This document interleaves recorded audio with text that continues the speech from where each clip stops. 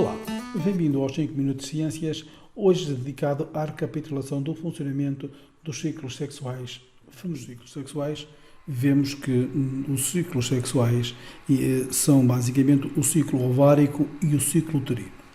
Do ciclo ovárico, ou seja, das modificações que ocorrem no ovário ao longo de cada ciclo menstrual, ao longo de cada 28 dias, temos três fases. Fase folicular, onde há um crescimento do folículo, crescimento que vai acontecendo até ao momento da ovulação.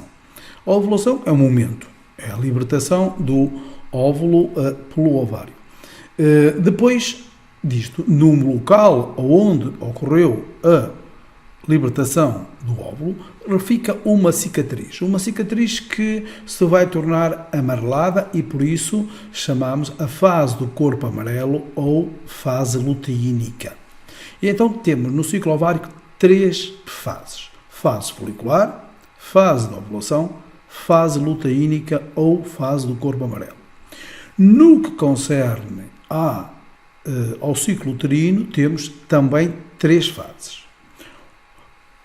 A primeira, e que marca o início da contagem do ciclo menstrual. O ciclo menstrual é um ciclo de 28 dias e onde se conta sempre como primeiro o dia em que aparece a menstruação. Esse é o primeiro dia. Em algumas mulheres, a fase menstrual pode demorar 3, 4, 5, 6 dias, mas todas têm o dia em que ocorre o aparecimento da menstruação. Esse é o dia 1. E então, do dia 1, o que vai aparecendo é a parede do útero vai diminuindo. E é o que se tenta representar aqui neste esquema. E vai diminuindo, então, durante 4, 5 dias.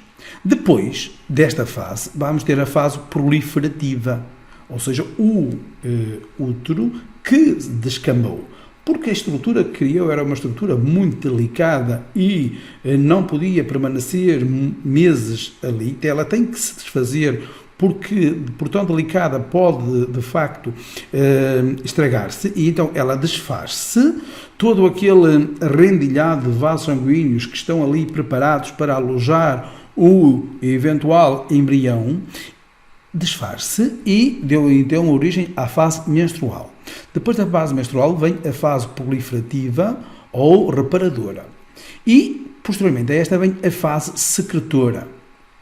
Como é que isto é comandado? É comandado por hormonas ováricas. O ovário, consoante a fase em que está, produz determinadas hormonas.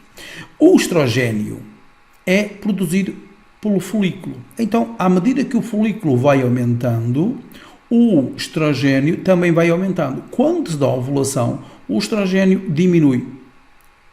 E forma-se, já tínhamos visto, no local de onde saiu o óvulo, forma-se um corpo amarelo na fase luteínica. E este corpo amarelo vai ser responsável pela produção da progesterona. Se olharmos aqui para a produção da progesterona, que está aqui a azul, reparem que ela aumenta substancialmente.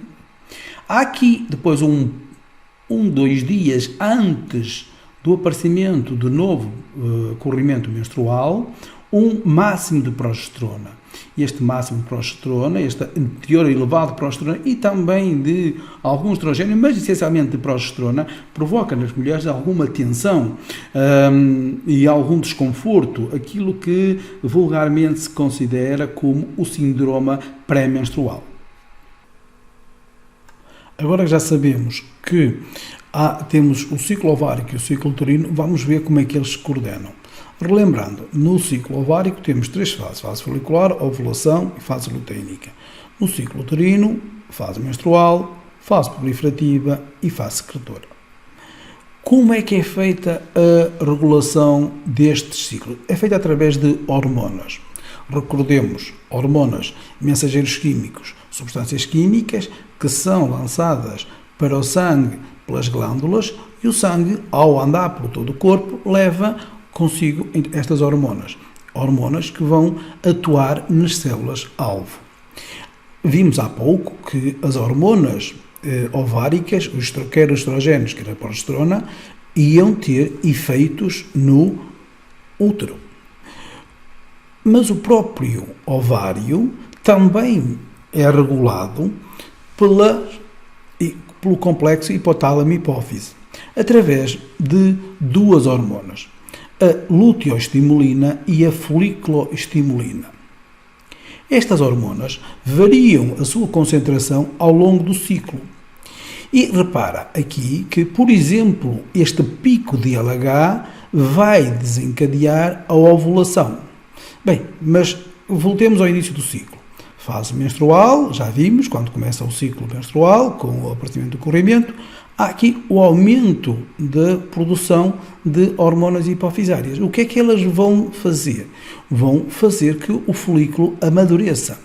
À medida que o folículo vai amadurecendo, ele vai produzindo estrogênio. Este estrogênio, já vimos, que vai ter um efeito importante no útero para que o útero entre na sua fase proliferativa ou reparadora. Dá-se a ovulação e os níveis de LH mantêm-se relativamente elevados para que o corpo amarelo continue a produzir as hormonas femininas, a progesterona e o estrogênio. Estas hormonas são importantes porque vão preparar o útero para a eventualidade de ser necessário receber um embrião. Se o embrião surgir aqui assim, então o embrião produz uma hormona, a gonadotropina coriónica humana, que vai ter um papel similar ao da LH. E qual é esse papel? Fazer com que o corpo amarelo não degenere.